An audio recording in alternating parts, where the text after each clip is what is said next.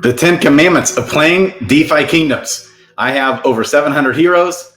Guru, I lost all my money. Luna, crazy, and was sulking in my bed, depressed, did nothing but play DeFi Kingdoms. I love this. I'm a junkie, crazy, manic fool for DeFi Kingdoms. Have I cleaned my house over the last several months? No. Have I brushed my teeth? No. Taken showers? No. I'm a crazy mess. It's coming though. I didn't get out of bed for months. Like, I've been a wreck. But what I was doing was manually questing DeFi Kingdoms, over 600 heroes, all day, every day, trying to get as a coping mechanism. That's what I was doing. Okay, I created the 10 Commandments of DeFi Kingdoms. I've already gone over this. Let's go over it again. Want to do a video just for it. Good stuff. There's a lot of things that drive me nuts. Oh, as I see out there in the tavern, different things. Okay, first commandment right here. Number 1, understand the game is all about leveling your heroes. This game is all about leveling your heroes. Doesn't matter what you're using the heroes for, playing the game for. It's all about leveling your heroes.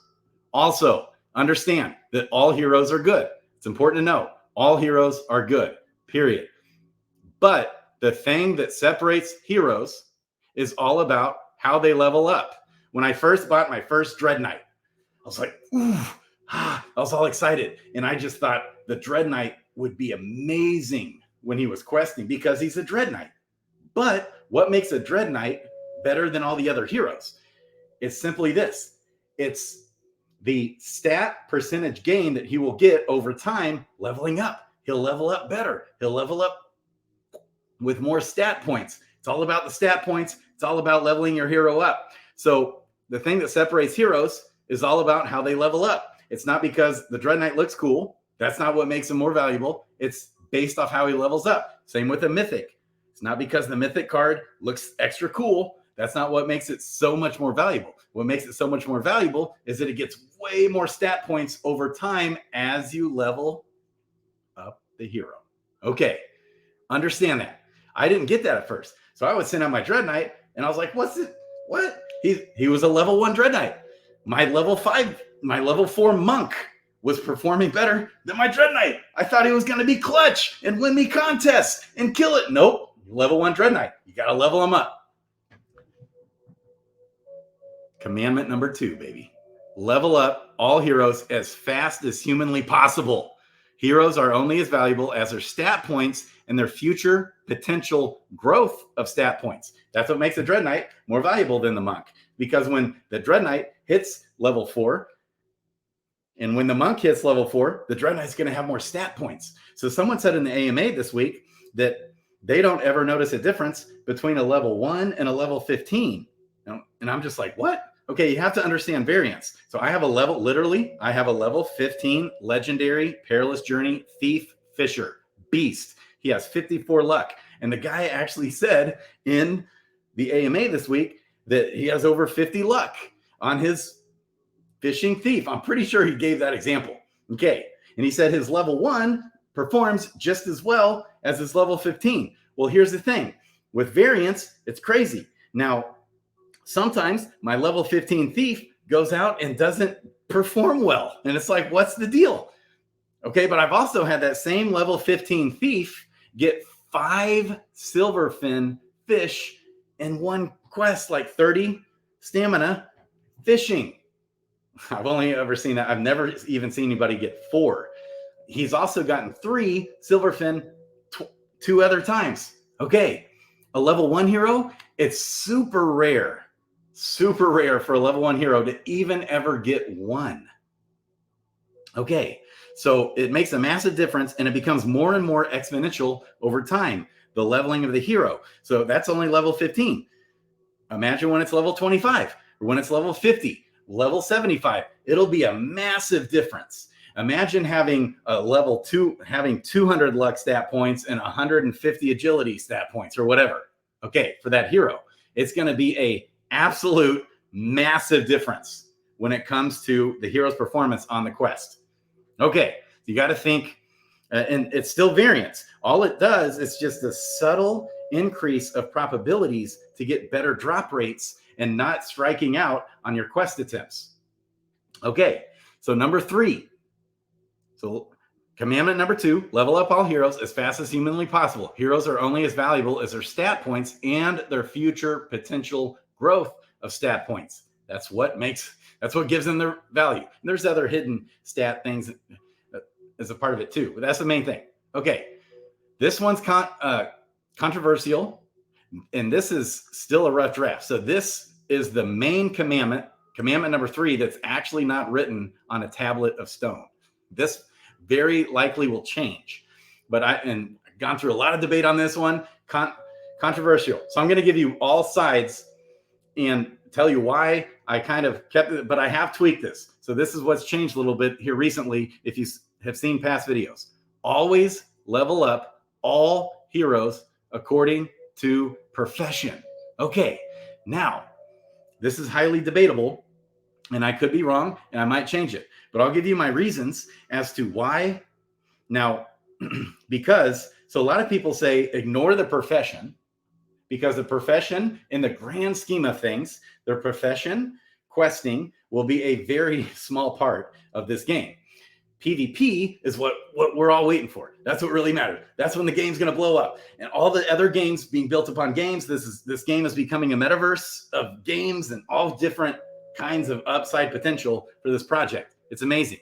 Okay, so the profession questing that we have now is just a tiny part of this. Okay, but it's a foundational piece. So based off what the devs have said and based off the mechanics of the game, just the natural flow of the game, I would say that the profession is the largest foundational piece of the hero. You never want to ignore profession.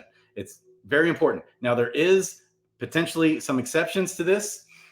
Okay, so, and we don't really know too much information yet on how PvP is actually going to play out. So PvP, Hubert has kind of said you want the heroes that will perform the best in PvP obviously are the Dread Knight, the Dragoon, and the Sage will be the best, okay?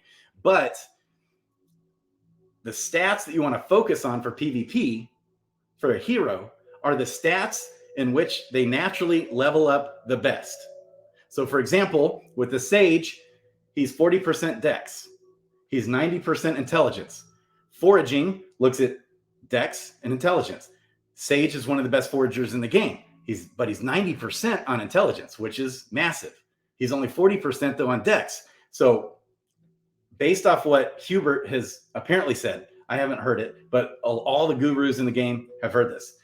Hubert has essentially said, I'm paraphrasing, that Dex will not help a Sage in PvP in the same way Dex will help an Archer for PvP. Okay, so, but we still really don't know the details. And I'm advocating, especially in the early stages of the game, is to pad the stats based off profession for the hero so that they can level up faster down the road.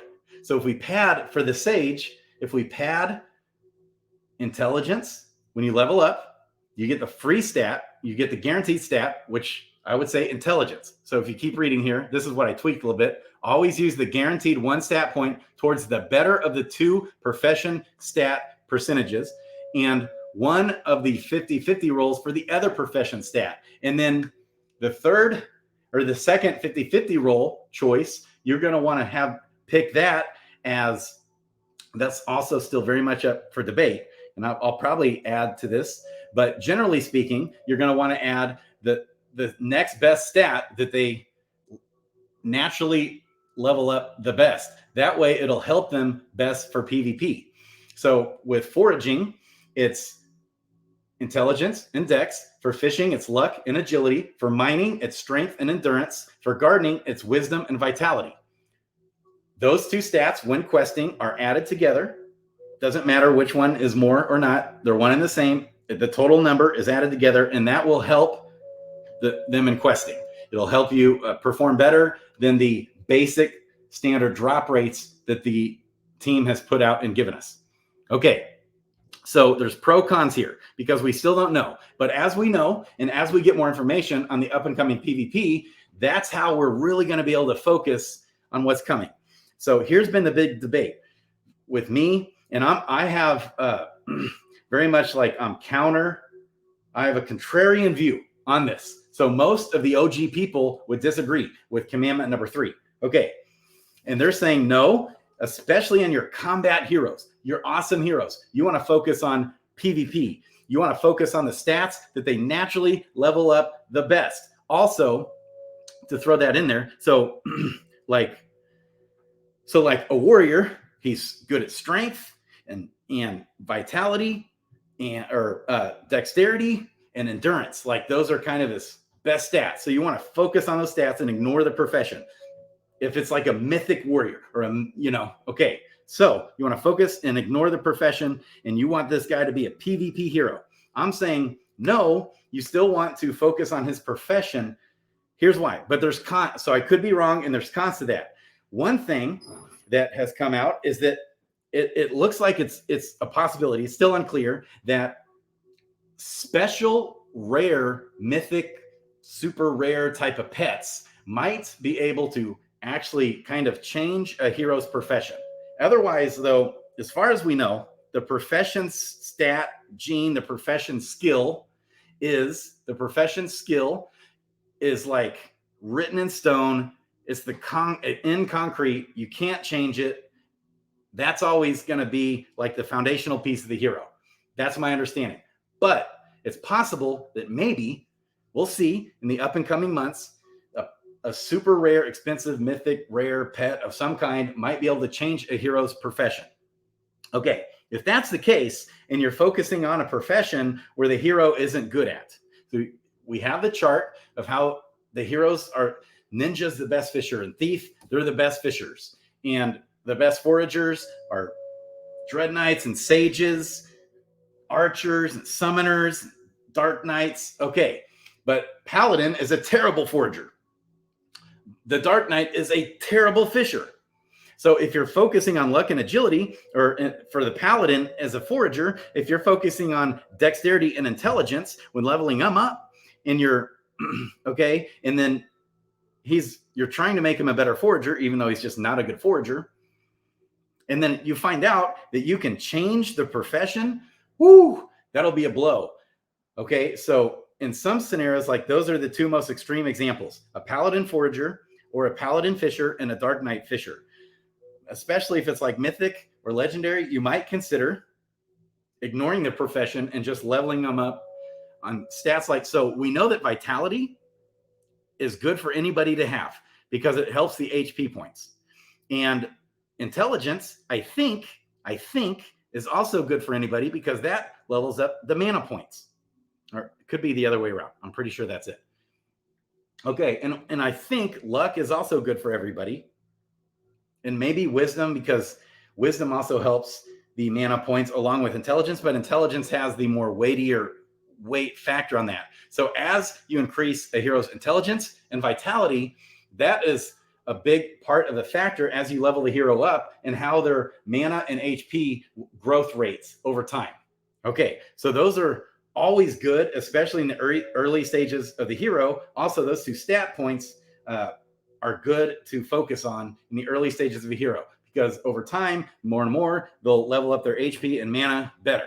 Okay, but that's a debate. This third Gaia Blessing 50-50 stat roll, you get the guaranteed stat and then 2 50-50 rolls.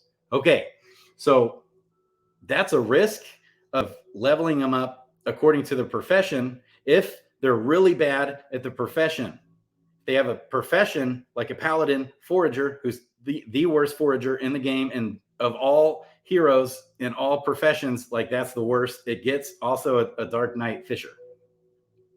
So things to consider there. But so here's my points as we know it right now, because we still don't know.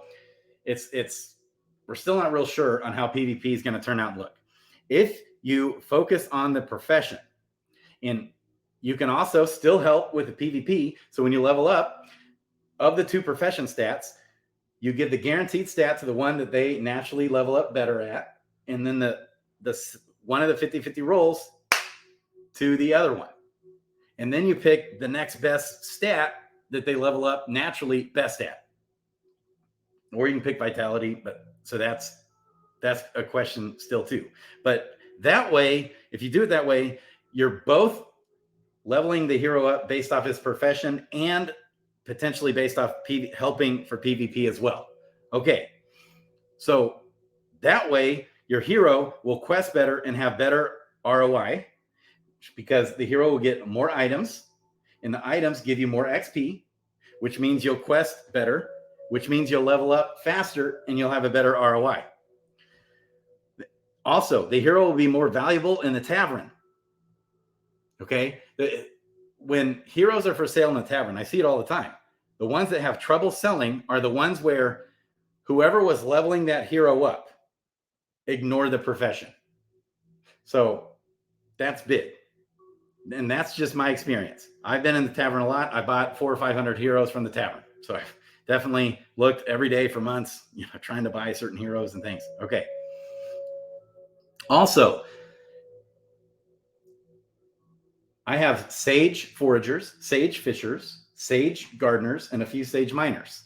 All those, so I'll have an array of different heroes who, instead of a bunch of sages that look alike. Does that make sense?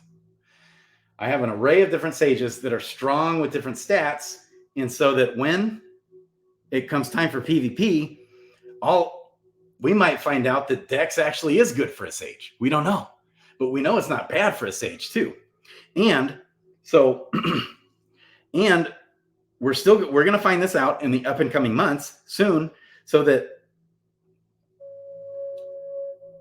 once we find out the information, and let's just say I'm totally wrong on this third commandment, well, it's still a win. You're still good because now you can continue to quest better and level up faster because you've focused on the stats that involve its profession. And you can then, we'll change our game plan and level that hero up based off what's best for PvP down the road. But in the meantime, in all the rest of that hero's future of questing will be more efficient because I focused on the profession when leveling him up. Okay, but so there's been lots of good heated debate on this. Not too heated. It's been good, friendly debate, I should say. Friendly debate, baby. Love it. Because I want the pushback. And I like people with strong opinions. And that's what this is. It's an opinion. And if someone has a strong conviction, an opinion, we need to hear it. There's nothing wrong with it. I love it. So if you disagree, anybody can disagree with me at any time. I love it. It's a good discussion. This isn't written in stone. This one's the only commandment, I would say, pretty much, that's not written in stone. There are exceptions to a lot of these. The biggest exception on Commandment 3, even for me right now, as I do have a mythic paladin fisher. What do I do? That's my biggest debate. I don't know what to do. Okay. So that's definitely a consideration for an exception for Commandment 3. Commandment 4, when leveling, always use crystals. Guys, they're so cheap. On Sarandale, it's like 20 cents. Get a crystal. Just use a crystal. And when using the crystal, you want to look at very much the subclass level, because that's what your potential, the largest potential for a crystal to help is the subclass stats. Okay, commandment number 5. Oh, and this one really just drives me absolutely bonkers. Okay, guys, so right now, look, the stone carver's out. Let's look. I think he's still out. The stone carver. Use this guy. He's out for 17 more hours. And then when he's gone, it tells you when he's coming back next. It's cheap to get the lesser stones. Use the stones. So always, always, always use a stone when summoning a new hero. This drives me nuts. Why are you summoning? What's the point of you summoning? Well, a lot of people say, I just summon to sell. Okay, I get that. But what if you summon a mythic? What if you summon a Dread Knight? I just bought a few Dread Knights with summons because I summoned. When you summon 2 Dread Knights together, gives you a 75% chance to summon another Dread Knight, which means the Dread Knight summons are invaluable, super valuable. Okay, and I did 2 in one night. I summoned 4 Dread Knights in one night and got 2 Dread Knights back to back, baby. Yes. And I use greater stones and they hit right on their profession too. It's beautiful. Okay. So, but all the Dread Knights I was looking at, most all of them, they were summoned without a stone. So you're telling me that someone's using a Sage and a Dragoon summon, which are super valuable, those summons, and you're not using a stone. The stone is so impactful to the long-term success of the hero. Always use a stone. Even if you're summoning 2 basic heroes and you're going to 100% sell that hero, well, what if you summon a mythic or a legendary hero? Believe me, it's going to add more value to the hero in the tavern. And even if you get some basic crappy hero, it is something that smart people will notice that a stone was used, and it will add value to your hero, even if you're 100% just going to dump the hero. Okay. But if you happen to get that mythic or legendary, awesome, you smash that hero, you're going to wish you used a stone. Always use a stone. They're cheap. People, you drive them crazy. Ah! When I was out buying heroes, it just, come on, guys, use a stone. Use the stone carver. No brainer, without question. Stones give you, boom, just extra stat points right away, and it gives you permanent stat growth for the hero. For the whole life of that hero. Permanent extra stat percentage leveling up potential. Okay. All right. It adds more stat points and percentages over time. No brainer, people. Okay. Commandment number 6. Always keep up with the daily contest. Now, today, last day of contest, it's over. The monthly's still there. They're coming back, though. So always keep up with the daily contest, as well as the weekly and monthly at times, but especially the daily contest. No matter how many heroes you own, know the time zone. Know your time zone when the daily contest restarts. 7 p.m. Central, my time, Chicago time, because I'm in Missouri. 8 p.m. Eastern, 5 p.m. Pacific, etc. Anyone can win a normalized stamina contest, and that's probably the most common contest these days. So even if you have 20 heroes, just pay attention to the contest. All right. Commandment number 7. Don't let heroes sit on full stamina. You got to get the bots. Quest as often as humanly possible. Don't let precious seconds pass by with your hero having full stamina. No, you can't do it. Don't do it, because it's all about leveling. Quest as often as humanly possible. It will bring nice ROI on your hero, and that's what gets them leveled up, adding significant value to your heroes. Leveling your hero is the best value added to the game of your hero, is leveling him up as fast as possible. Use bots. I'm going to do more videos on bots. I highly recommend bots, because you're going to get quest fatigue. You're going to get sick of it. You're not going to want to quest anymore. You're going to get tired of the game. You're going to give up on the game. You're not going to buy more heroes. You're going to want to dump your heroes. It's just bad for the ecosystem. Everyone gets burned out. Okay, until PvP comes, that's going to be a game changer. And for PvP, you're going to want a highly leveled, awesome hero with stones and crystals used. Boom. Okay, commandment number 8. Always quest according to hero's profession as much as possible. Also, training quests are good. But heroes perform best when questing in their profession. Here's why. It's very important to gain as many stat points towards the hero's profession profession skill. You want your profession skill to level up as many stat points as possible.